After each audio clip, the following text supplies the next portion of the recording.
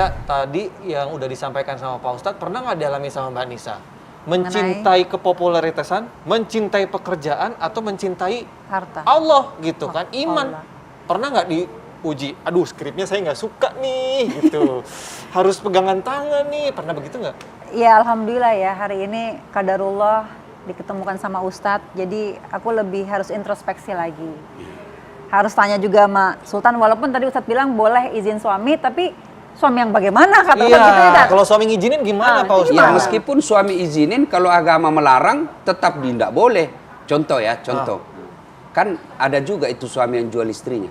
Iya sih. Maksudnya gimana Pak Ustadz? Banyak Dia diberita. jual istrinya. Banyak kita lihat kasus-kasus Nauzubillah dia min menjual dzalik. istri. Banyak. Banyak Jangan. kejadian yang menjual istrinya. Amit-amit. Boleh. Ataupun istrinya katakan, "Bang, saya ke sana ya. Untuk apa? Ada kerjaan di sana." Padahal pekerjaannya misalnya melanggar agama, jual minuman keras. Aduh. Jadi perempuan apa sih namanya itu yang di Barbara yang menawarkan minuman keras itu? Iya. Meskipun suaminya mengizinkan, tidak berarti otomatis halal kelakuan. Sebab apa? Dasar dari perbuatannya itu adalah melanggar syariah. Suaminya juga dosa nggak Pak Ustadz? Ya dosa. Oh. Karena mengizinkan, dia dua pelanggarannya, sesat dan menyesatkan. Nauzubillah min dzalik. Dia tanggung jawabnya karena dia sesat memberikan izin dan menyesatkan istrinya.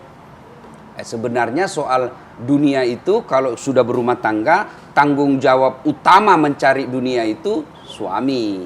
Ya. Maka bagi saya ya, bukanlah suami terhormat yang membuat istrinya bekerja sampai larut malam, mencari nafkah sampai larut malam. Bukanlah lelaki terhormat.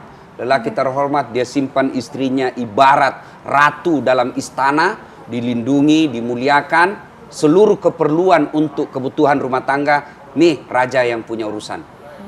Dia namanya ratu, dia diperlakukan seistimewa mungkin. Pak Ustadz, Ya. saya mau pulang aja. Soalnya istri Istrinya saya suka kerja. kerja sampai malam. Nah, itu Masya Allah ya. ketika bekerjanya melanggar syariat-syariat, maka suami ikut tanggung jawab. Itulah sebabnya Al-Quran mengajarkan, ya ayyuhalladzina amanu ku anfusakum wa ahlikum nara. Wahai orang-orang yang beriman. Dan memang hanya orang beriman yang mampu melindungi keluarganya dari azab neraka. Makanya Allah tidak mengatakan dalam ya ayyuhan nas, wahai manusia. Hanya dipanggil wahai orang-orang yang beriman, lindungi diri dan keluargamu dari api neraka.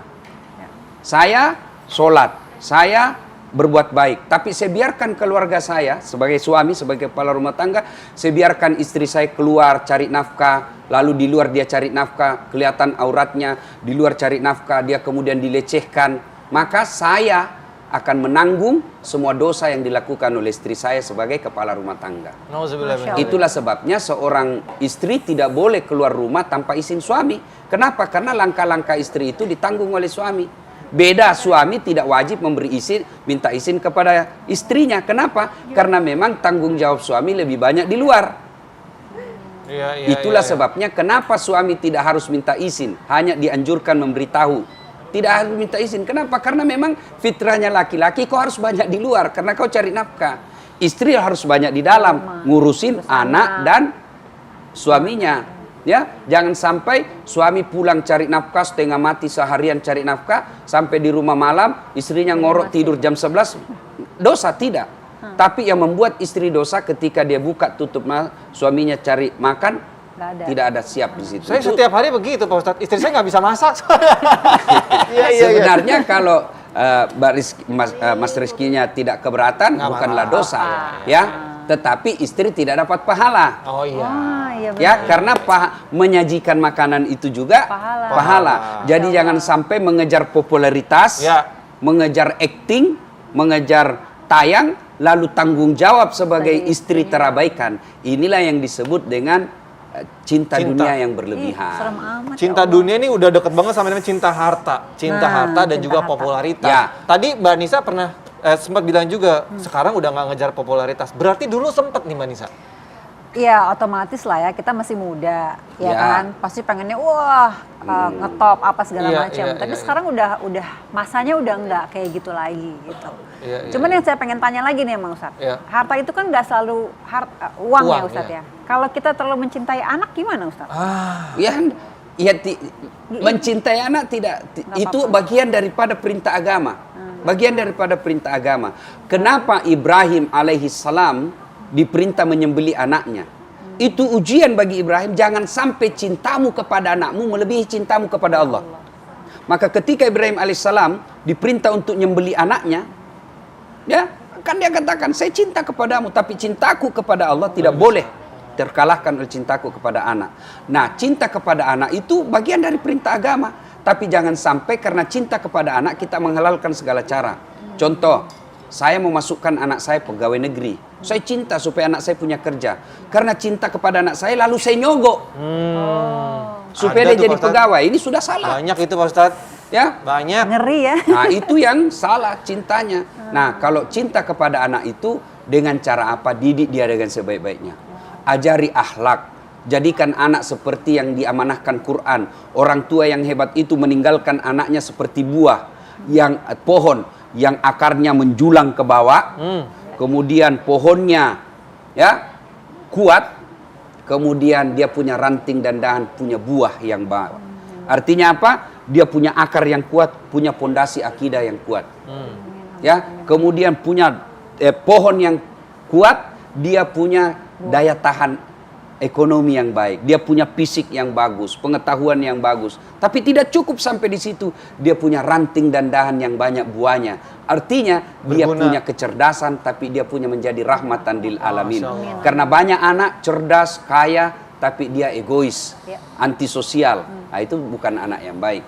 Maka cinta kepada anak itu bukan dengan memanjakan materi, bukan dengan memberikan pekerjaan yang baik, tapi menunjukkan kepada dia, ini loh yang hak, ini yang batil, ini yang boleh kulakukan, yang tidak boleh kulakukan. Tapi bagus banget lagi ngebahas cinta harta sama juga popularitas. Mbak Nisa tiba-tiba nanya tentang anak. Karena anak, tadi kata Pak Ustadz adalah harta dunia juga, bukan cuma uang. Jadi harta perangkap setan itu dunia.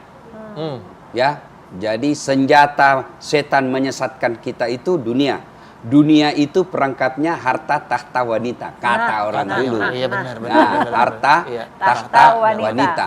Ada orang digoda perempuan tahan, dia tidak tergoda. Tapi begitu dikasih harta, tergoda, hilang imannya. Ada orang digoda dengan harta, tidak tergoda, tapi hancur dia di perempuan.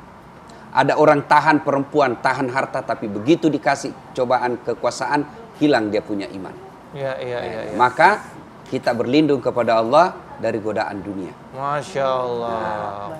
Kalau Pak Ustadz cuma nggak kuat, godaannya satu. Nggak kuat dikasih kopi Toraja. Tapi kalau pertanyaan saya gini Mbak Nisa. Apa tuh? Popularitas pernah dirasakan Pernah. sama Mbak Nisa gitu. Pundi-pundi otomatis masuk ya Pak Ustadz ya? Pernah. Pertanyaannya, saat itu Mbak Nisa benar-benar merasa bahagia nggak sih dengan popularitas? Pundi-pundi juga mengalir terus. Bahagia nggak? Sama kayak Ustadz tadi ngomong, ada masanya Ustadz ya. Kita bahagia gitu, tapi ternyata nggak abadi, ngerti nggak sih?